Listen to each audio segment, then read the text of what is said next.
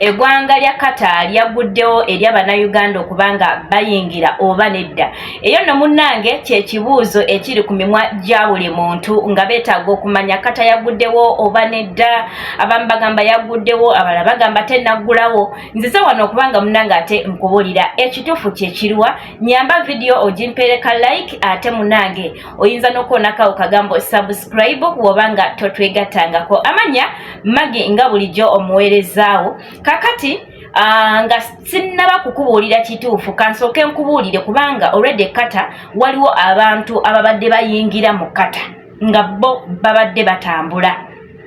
Qatar eno ebadde yasibawo nga abantu abalina IDs babadde bayingira Qatar. Abalina IDs be baliwa benjogerako ye gwe abadde akolera mu ggwanga ly'e Qatar nga wakomawo wano e Uganda mu vacation.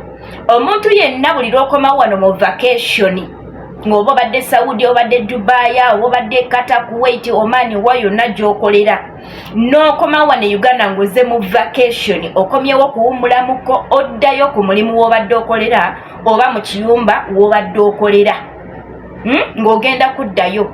Kati gwe oba olina ID era ID yo ebeera valid, ebeeraga nti okyali mutuuze w'eri kubanga ebeera valid. Kakati ab'e Qatar ababadde bakomawo wano e Uganda mu vacation nga basuubira okuddayo abo babadde nga balina ID zaabwe ziri active era nga ziraga akyali mutuuze w'eri. Kuba bw'oba odda boosi wo aba agenda kuliniwalinga ID yo aliniwalinge ne visa yo kuba akusuubira okuddayo. Kati abo abalina ze IDs babadde batambula okuyingira mu ggwanga lya Qatar naye babadde baasiba balina zi visa. Omuntu alina visa yoyo nga obadde wakafuna ka visa ko nga totambulangako nti wali oyingiddeko Qatar wabula nga gubadde gugenda kuba mulundi gwo gusooka naye bagenda osibawo nga wakafuna ka visa ko wepaba mukwano gw'obadde totambula. Kati olwaleero be babeebuuza nti baguddewo kuba bamu bagamba baguddewo abalala bagamba tibannaggulawo. Njagala okuba nga nkuwa katambi k'omwami ono abadde ali mu kwebuuza naye ekibuuzo kye kimu.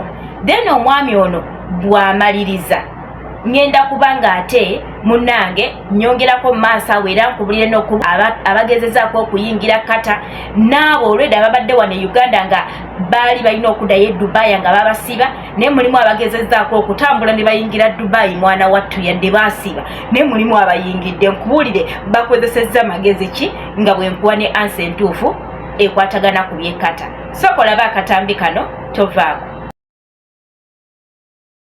Bannayuganda tujagambize Bannayuganda bakkiriziddwa okujja Qatar nga balina visa oba nedda. Kubanga mbadde niyaje mbiwulidde awo ne nkubira kyali wange ali ku kisaawe n'angamba yeye bajja. Bali ani yamuyisizza oba alina yenna gw'alina nga yali yagula tikiti amuyiseewo tulabe. Kubanga tetuwafuna mawulire matongole nga basibawo tetusuubira kufuna mawulire matongole nga baguddewo. Tulina kwerwanako nga Bannayuganda abali wano mu Qatar tubalabule nti banaye abasajja batadde tukube wuuli. Alright, katika tuyongereyo mbabulire ansa naye nga nyongera okubategeezaako agwe atannalokoka Yesu akwetaaga girolokoke akosiyinza butakwogerako. Abalokole mwe bali kulokoka ate mwe bali kunoonya Katonda. Katoyongereyo abalina visa nga wali wakafuna visa yo ne bakusiba ngero oyayano gamba bagulawo dikata tugende ba agent bali ebibasobedde amazima gali nti Qatar tennaba kugulawo ku muntu alina visa. Qatar tennaba kugulawo ku muntu alina visa. Naye nga bwengezezaako okugamba nti mulimu ba agent abagezigezi nga bagezezzaako okusala amagezi gonna abantu babe batambule. Bannayuganda bagezezaako okweyambisa ensi ezitulinaanye naye nga gwe kyoba omanya nti we babeera nga babookinga air ticket tebabukinga air ticket ng'etandikira wano ku Entebbe airport. So amawanga ago sijja kubanga ngoogerako tuyinza okuziyiza bannaffe abaali eyambisizza enkola eyo ate munnange ne babagwamu. Nawulidde nti balinga ababaguddemuko era nga n'ensi eyo erabika nga kati etaddewo nnyo etunuuliza nnyo amaaso buli munnayuganda ayita ku kisaawe kyabwe.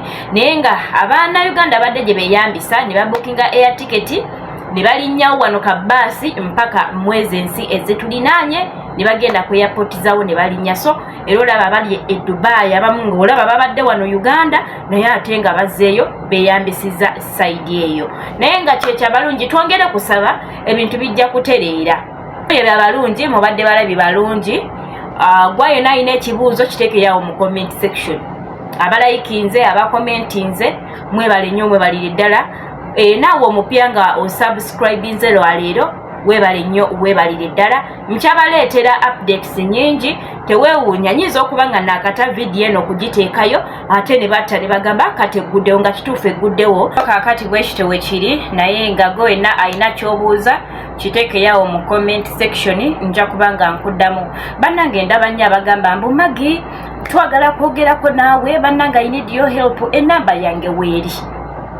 Ebanamu enamba yange njiteekayo era bw'oba ogenze ku bayo yange enamba y'essimu ojja kugisangayo ku bayo. Ekirala nina Airbnb bannange gwe akomawo wano mu vacation bambi jangu tubeere nga twogera tuteese ow'omwezi tujja kuteesa oba oyagala mwezi gumu oba oyagala myezi ebiri oba myezi esatu. Nina Airbnb ennyumba ziri fully furnished nga mukwano ojja buzinangoyezo ebisigadde obisangayo n'oba ate munange ng'obeerako awo ebbanga lyo erya vacation. Security weeri nnungi, ka parking weeri oba olina emmotoka yo jangu munnange olina wogenda okusuza emmotoka yo ate nga tosasulira parking eyo.